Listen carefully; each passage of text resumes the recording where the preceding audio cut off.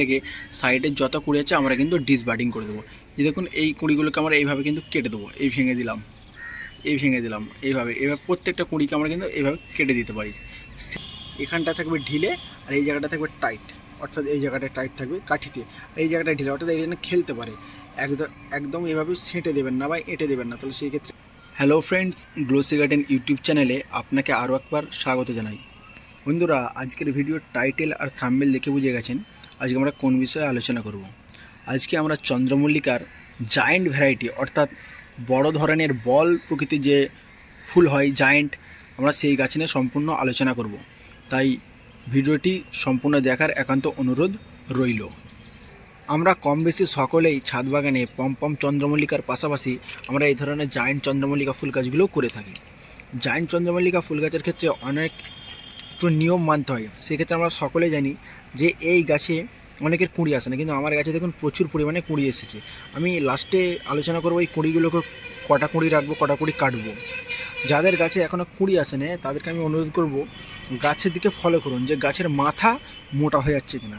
এই গাছটার দিকে ফলো করুন, এই গাছটার কত কুঁড়ি এসেছে, গাছের মাথা দেখুন যথেষ্ট সুন্দর। এই জায়েন্ট চন্দ্রমল্লিকা গাছ কিন্তু অতিরিক্ত খাবার পছন্দ করে না। এই গাছে কিন্তু অতিরিক্ত খাবার দিলেই মাথা মোটা হয়ে যাবে। মাথা মোটা হলে কিন্তু সেই গাছে কিন্তু আর ফুল আসবে না।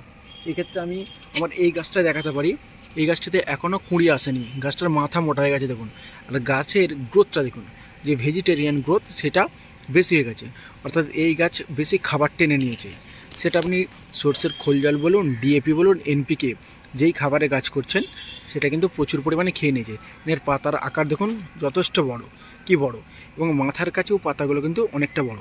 যেই গাছের মাথার ওপর পাতা অনেক বড় থাকে সেই গাছ কিন্তু ফুল দিতে লেট করে। আর তুলনামূলকভাবে গাছের কাণ্ড উপরের অংশে কিন্তু অনেকটাই মোটা, দেখতে পাচ্ছেন অনেকটাই মোটা। কিন্তু এই মোটা হয়ে গেলে কিন্তু হয় না। সেক্ষেত্রে আপনি চাইলে এই গাছটাকে এখান থেকে কেটে দিয়ে সাইড ব্রাঞ্চ নিতে পারেন। সাইড ব্রাঞ্চ নিলে এই গাছ থেকে কিন্তু তখন কুঁড়ি পাওয়া যাবে। তাই এখনই যাদের গাছের মাথা মোটা হয়ে গেছে সেই গাছ থেকে ফুল পেতে গেলে আপনারা ডগাটাকে কেটে দিন। আমি এই গাছটা ডগা কিন্তু কেটে দেবো আর কিছুদিন অপেক্ষা করার পর। বাকি গাছগুলোতে দেখুন প্রচুর পরিমাণে কুঁড়ি এসেছে, কুঁড়িগুলো দেখুন, গাছে কুঁড়ি দেখুন। আমি কিন্তু এত কুঁড়ি নেবো না, সব কুঁড়িকে আমি ডিসবার্ডিং করবো। এখানে দেখুন প্রচুর কুঁড়ি এসেছে।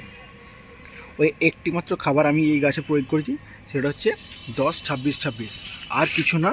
আর একবার সর্ষের খোল পাতলা করে দিয়েছিলাম। আর এই যে মাটি দেখছেন, এই মাটি আজ থেকে 2-2.5 মাস আগে তৈরি করা মাটি। এতে শিংকুচি, হাড় গুঁড়ো, নিমখোল, যেসব অর্গানিক খাবার আছে সেই খাবার দিয়ে এই গাছগুলো কিন্তু করা। তো কম বেশি প্রত্যেকটা গাছে কিন্তু কুঁড়ি এসেছে। তো এইভাবে আপনারা যত্ন পরিচর্যা যদি এখনও করতে পারেন এই গাছ থেকে ফুল পাবেন। আর জায়েন্ট চন্দ্রমল্লিকার একটা জিনিস খুবই ভালো, যেটা হচ্ছে দীর্ঘদিন আমাদের গাছে কিন্তু ফুল থাকে।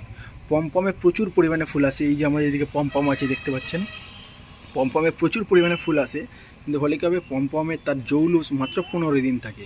আর জায়েন্ট কিন্তু মিনিমাম 1 মাস একটি গাছের ফুল দীর্ঘস্থায়ী হয়ে থাকে। বলি জায়েন্ট চন্দ্রমল্লিকা গাছ থেকে কটা ফুল নেবেন। জায়েন্ট চন্দ্রমল্লিকা গাছের নিয়মই হচ্ছে মাথার যে মেন কুড়ি দেখুন, এই গাছের এটা হচ্ছে মেন কুড়ি। আমরা এই কুড়িটাকে রেখে সাইডের যত কুড়ি আছে আমরা কিন্তু ডিসবার্ডিং করে দেবো। এই দেখুন এই কুড়িগুলোকে আমরা এইভাবে কিন্তু কেটে দেবো, এই ভেঙে দিলাম, এই ভেঙে দিলাম, এইভাবে প্রত্যেকটা কুড়িকে আমরা কিন্তু এইভাবে কেটে দিতে পারি। সেক্ষেত্রে আপনি হাতও ইউজ করতে পারেন, নখ বা প্রুনার ইউজ করতে পারেন। এভাবে যদি কুড়িগুলো কেটে দিই তাহলে আমাদের যে মেন কুড়ি, এই কুড়িটা কিন্তু ডালিয়ার মতো ফুল দেবে, তো ডালিয়ার মতো বড় ফুল দেবে। এছাড়া আপনারা যারা কুড়ি ডিসবার্ডিং করতে চান না তাদের ক্ষেত্রে বলবো অবশ্যই আপনারা গাছে ফুল রাখতে পারেন, তবে সেক্ষেত্রে উপরের দিকের ফুলগুলো রাখবেন। জায়েন্ট চন্দ্রমল্লিকা কিন্তু নিচের দিকে কুড়ি আছে, দেখুন কত কুড়ি এসেছে। এত কুড়ি রাখার দরকার নেই, এগুলো সব কেটে দেন। সাইড ব্রাঞ্চ কিন্তু কাটতেই হবে, সাইড ব্রাঞ্চ না কাটলে কিন্তু এই মেন কুড়ি কিন্তু সেভাবে খুলবে না, ঠিক আছে। তো অবশ্যই করে আপনারা এই কুড়িগুলোকে বা এগুলোকে ডিসবার্ডিং অবশ্যই করবেন। যত ডিসবার্ডিং করবেন তত কিন্তু এই কুড়ি, মেন কুড়ি অনেকটা বড় হবে এবং একটি ফুল হবে। জায়েন্টের সিস্টেম হচ্ছে মাথায় একটি ফুল রাখা। আর যারা মাল্টিপল ফুল নিতে চান তারা কিন্তু কুড়ি না কাটলেও পারেন, সেক্ষেত্রে আপনারা মাথার 3-4টা কুড়ি রেখে দিতে পারেন।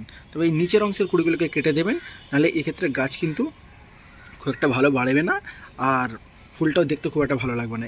এগুলোকে আপনারা কুড়ি সহ এই বোঁটা এইভাবে কেটে দেবেন প্রত্যেকটা, তাহলে আপনি যে আশা করছেন সেই আশা আপনার পূরণ হবে। জায়ান্ট চন্দ্রমল্লিকার ফুলের পাশাপাশি এর পাতার একটা কিন্তু যথেষ্ট সুন্দর মানান আছে।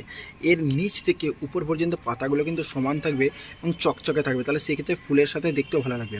আপনি প্রত্যেক দিন গাছকে যদি স্নান করান সেটা তো খুব একটা গুরুত্বপূর্ণ ব্যাপার। আর যদি না পারেন অন্তত সপ্তাহে একবার করে কীটনাশক দিন। দেখুন আমার গাছে কোনো রোগ পোকা নেই, ঠিক আছে, প্রত্যেকটা পাতা কিন্তু চকচক করছে এবং প্রত্যেকটা কোনো তো স্পটও নেই। আমি একবারও কিন্তু ফাঙ্গিসাইড ইউজ করিনি, শুধুমাত্র আমি ইউজ করেছি এই একতারা আর রোগর যে ওষুধ আছে রোগর আমরা ব্যবহার করেছি। আর এই একতারা সিনজেন্টা কোম্পানির একতারা, এটি ব্যবহার করলে লেদা পোকা, আপনার মিলিবাগ, এই সমস্ত পোকাগুলো চলে যায়।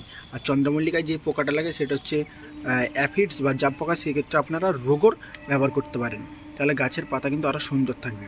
তো এইভাবে যত্ন পরিচর্যা করুন, দেখুন আপনার গাছ সুন্দর থাকবে, সুস্থ থাকবে আর গাছ যথেষ্ট ভালো ফুল দেবে। আর লাস্ট যে কথাটা সেটা হচ্ছে জলসেচ আমরা কীভাবে দেবো। চন্দ্রমল্লিকায় যত টান রাখবেন, জলের যত টান রাখবেন গাছ কিন্তু তত ভালো হবে। তাই অবশ্যই টান দেবেন, পাতা যখন ঝিমিয়ে পড়বে তখনই কিন্তু গাছে আপনি জল দেবেন, তার আগে কিন্তু জল দেবেন না। অতিরিক্ত জল দিলে গাছে কুঁড়ি আসতে লেট হবে, কুঁড়ি খুলতেও লেট হবে। তবে যখন গাছে কুঁড়ি চলে আসবে তখন কিন্তু জল আপনারা মানে নিয়ম করে দিতে হবে, অর্থাৎ তখন কুঁড়ি যখন অলরেডি চলে আসবে তখন যাতে গাছ আবার ঝিমিয়ে না পড়ে সেদিক দেখতে হবে। তখন ঝিমিয়ে পড়লে কিন্তু আবার এই কুঁড়ি সুন্দরভাবে ফুটবে না, ঝরে পড়ে যেতে পারে। তাই অবশ্যই এই দুটো জিনিস খেয়াল রাখবে। যখন গাছে কুঁড়ি আসছে না তখন আমরা জলটা একটু টেনে টেনে দেবো, কুঁড়ি চলে এলে ময়েশ্চার বজায় রাখবো, খটখটে বা জবজবে ভাবটা আমরা কিন্তু রাখবো না। এটা কিন্তু খুবই একটি গুরুত্বপূর্ণ বিষয়। এখানে আরেকটা কথা বলে রাখি, অনেকে বার্ড ফিডিং করান, অর্থাৎ গাছে বার্ড চলে এলে ফিডিং করান। আমি কিন্তু সেক্ষেত্রে বার্ড ফিডিং কোনো গাছেই করাই না। যেই খাবার আমার মাটিতে দেওয়া আছে এবং সর্ষের খোল জল আমি ইউজ করি, আর সাথে 10-26 এটা কন্টিনিউ ইউজ করব। আর এই কুঁড়িটা যখন ফেটে যাবে, অর্থাৎ মুখটা যখন খুলে যাবে, আমি কিন্তু টোটাল খাবার বন্ধ করে দেবো। তাহলে কিন্তু গাছ থেকে ভালো ফুল পাওয়া যাবে এবং ফুলের যে গ্ল্যামার সেটাও কিন্তু থাকবে কন্টিনিউ। তাই এইভাবেই আপনারা যত্ন পরিচর্যা করুন, যে সমস্ত গাছে ফুল আসেনি সেই সমস্ত গাছে কিন্তু প্রচুর পরিমাণে ফুল চলে আসবে। আর শেষে একটা কথা বলি, এই ধরনের স্টিক আপনারা অবশ্যই দিয়ে দেবেন, যেহেতু এটা লম্বা প্রজাতির গাছ, একটু হাওয়া দিলে নড়ে গেলে ভেঙে যেতে পারে। আর এইভাবে আপনারা বল সুতো দিয়ে বা যে কোনো সুতো দিয়ে বেঁধে দেবেন। বাঁধার সিস্টেমটা দেখুন, এখানটা থাকবে ঢিলে আর এই জায়গাটা থাকবে টাইট, অর্থাৎ এই জায়গাটা টাইট থাকবে কাঠিতে, এই জায়গাটা ঢিলে, অর্থাৎ এই জন্য খেলতে পারে।